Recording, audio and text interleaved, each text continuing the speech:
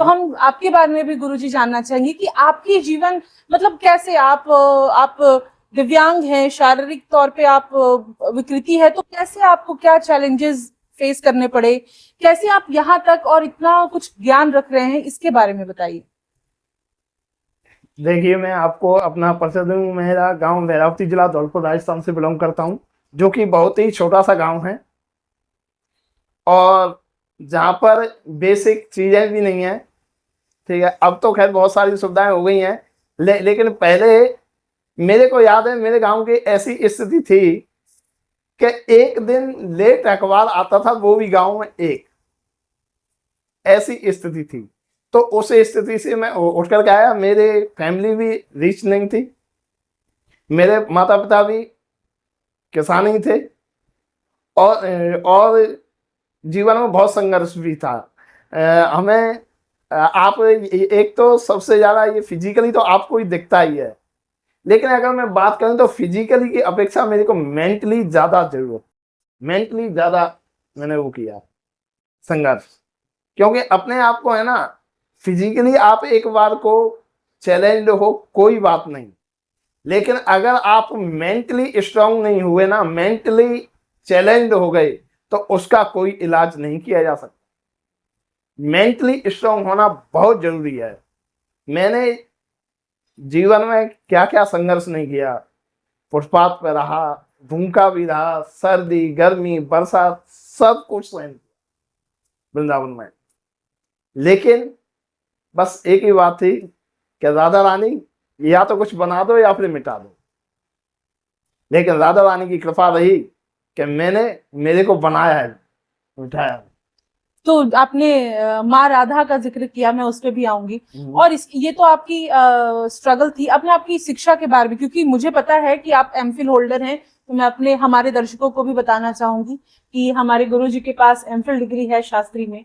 तो इसके बारे में आप कैसे, क्योंकि हम इंसान हैं और हमारे पास हर काम को ना करने का एक तगड़ा एक अच्छा लॉजिक होता है कि मुझे क्यों नहीं करना। हम अपने कंफर्ट जोन में रहना चाहते हैं।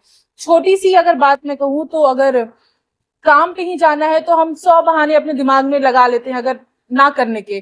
तो इन चैलेंजेस के साथ आप कैसे एमफिल तक कैसे पहुंचे, जहां पे बेसिक शिक्षा भी नहीं मिल पाती लोगों को, कैसे पहुंचे आप?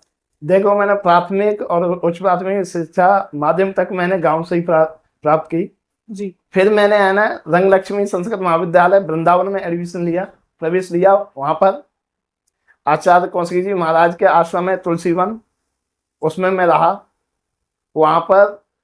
तो वहां से फिर मैंने शास्त्री किया, आचार्य किया, और फिर एमफिल मैंने बनारस हिंदू विश्वविद्यालय से बनारस से किया।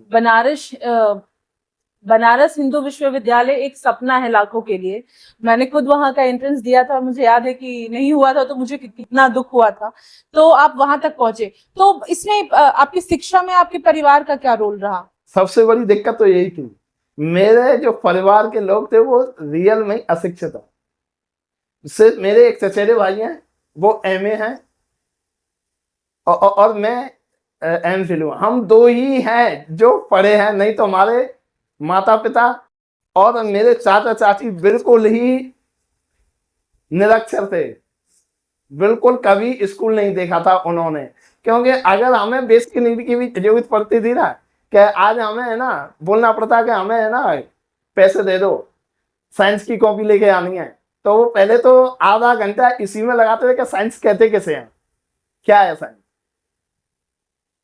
तो ये तो परिवार को संभालना सबसे ज्यादा तो हमें है ना परिवार को ही समझाने में समय लगता है। हमारी वही हाँ, एक साइंस ये होती है, ये इतने रुपए की कॉपी क्यों आएगी, ये इतने का ही रजिस्टर क्यों आएगा, वो भी सारी चीजें जवाब देने पड़ते हैं। तो अभी आपके परिवार के जो भी लोग हैं, जितने भी लोग हैं रिश्तेदारी में, दोस्ती यारी में, मुझे विश्वास है, और जैसा कि हम बिहाइंड द कैमरा बात कर रहे थे कि दोस्तों ने भी कुछ खास साथ नहीं निभाया, तो अब उनकी क्या प्रतिक्रिया है? आप फेमस हो गए हैं, आप अपने दम पे हैं, आपने 2-3 लोगों को रखा हुआ है, उनका पेट भर रहे हैं आप, प्लस आप जितना मैं जानती हूँ आप समाज सेवा भी करते हैं, गौशाला चला रहे हैं, इसके साथ साथ आपने गरीब बच्चियों को भी बहुत सहारा दिया है। तो क्या मतलब अब वो क्या कहते हैं, किस प्रकार से आपको देखते हैं? देखिए, आपको बताऊं कि जब सूर्य उदय होता है ना तो नमस्कार सभी करते हैं। जब सूर्य अस्त होता है ना तो संध्या के समय सभी दरवाजे बंद कर। पार्टिकुलर तो किसी का नाम नहीं लेना चाहूंगा कि किसने क्या नहीं किया, नहीं बिल्कुल नाम मगर है नहीं ना लेना। इतना ही आप समझ जाइए कि है